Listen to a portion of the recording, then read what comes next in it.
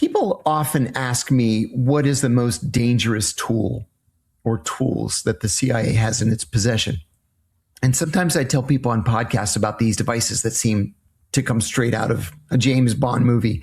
And then the comment section goes, oh, you're making this up. There's no way that you're telling the truth. Well, the truth is that much of it has already been made public. It's called Vault 7. Information about it was given to WikiLeaks, and it was allegedly leaked by a man by the name of Joshua Schulte. Before I get into the tech, I want to tell you about Joshua Schulte.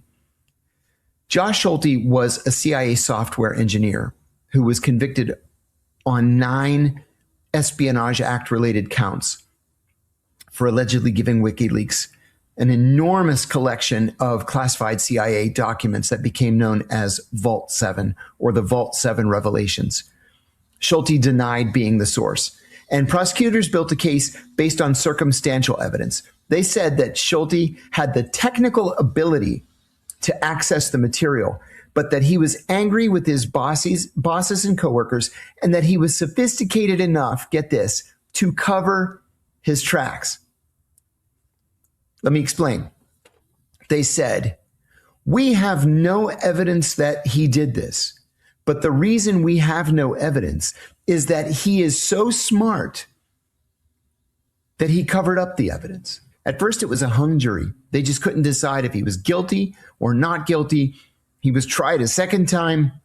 He made a terrible mistake of representing himself, and he was found guilty on all charges.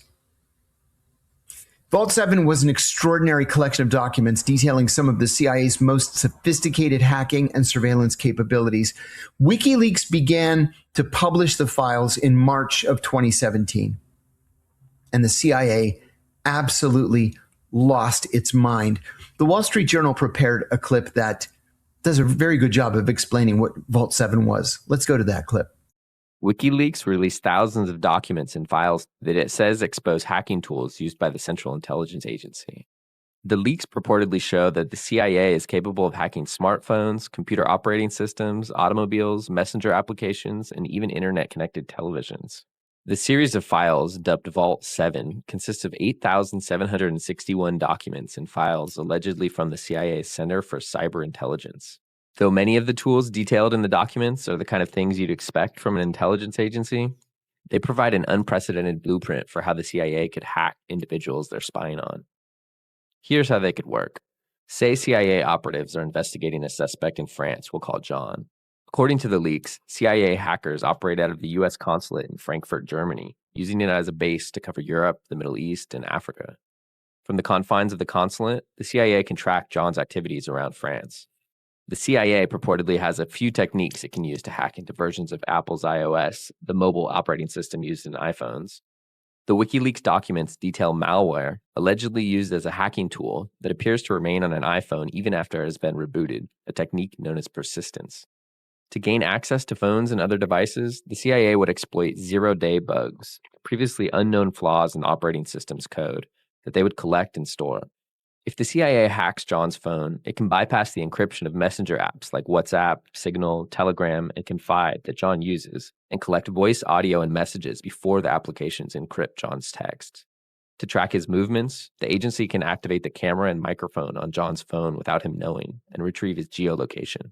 Even if his cell phone's powered off, the documents describe how the CIA can hack other internet-connected devices to monitor John's activity. Working with British intelligence, the CIA developed an attack that can place Samsung smart TVs in a fake off mode. So while the TV appears turned off, in reality, it's functioning as a bug and recording his conversations in the living room.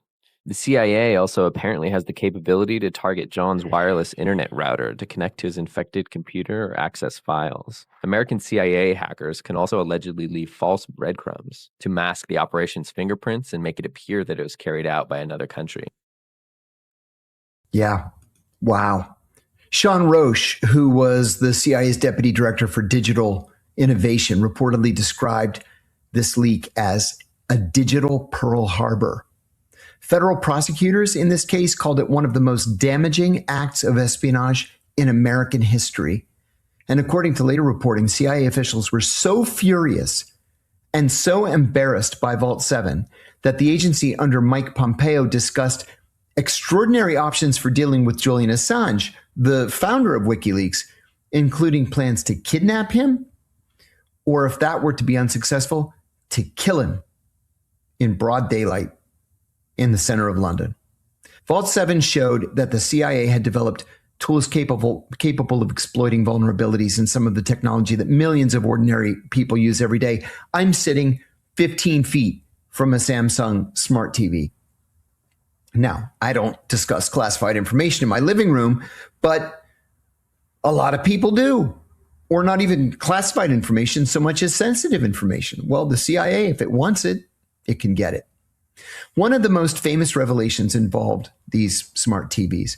According to the documents, the CIA and its partners developed a tool that could make a television appear to be turned off, as you saw in the video, while using its microphone to record conversations in the room. Schulte's legal troubles went well beyond Vault 7. Federal investigators also discovered child sexual abuse material while searching his devices, leading then to additional charges and additional convictions. Those crimes are horrifying, and nothing about the public importance of Vault 7 diminishes them. But neither do those crimes erase what Vault 7 revealed. Now, Josh Schulte was sentenced to 40 years in prison. He'll likely die in prison. And not just prison. He didn't go to what some people used to call Club Fed or a low security prison. He's in a supermax. When he entered prison, he was first sent to MDC Brooklyn, the Metropolitan Detention Center in Brooklyn. It is known as one of the harshest and most difficult prisons anywhere in America. Because of the severity of this crime, because of the import of the crimes for which he was convicted, he's not moving down to a medium security prison or a low security prison. He's going to spend probably the rest of his life in a maximum. Now, there are other things that we learned from the Vault 7 revelations. One of the things that's important that you heard in that clip was the issue of breadcrumbs. What a breadcrumb is a false hint that's left on a digital trail, a breadcrumb on a trail. In this case, what a breadcrumb is just one line of code, or maybe even one word of code that's left for someone to find in a hack. But the code is written in Russian, or in Farsi, or in Chinese. So it doesn't look like the Americans or the Brits did this hack. It looks like the Russians, the Iranians, or the Chinese did the hack.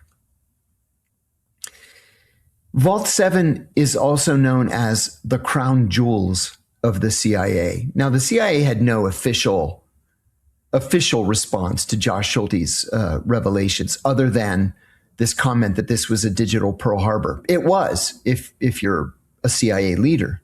It was a digital Pearl Harbor.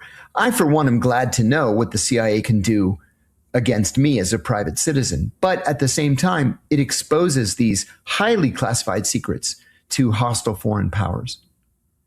One of the things that wasn't in that clip was another revelation coming out of Vault 7 that the CIA can remotely take over by hacking the computer in your car. Now, why would they do that? Why would they hack into the computer that runs your car? I can tell you why. To take over the car to drive you off a bridge or into an abutment or into a tree so that it looks like it was just a terrible accident when they find your dead, mangled body. Or it looks like a suicide. It doesn't look like you were assassinated by remote control from a long distance by the CIA.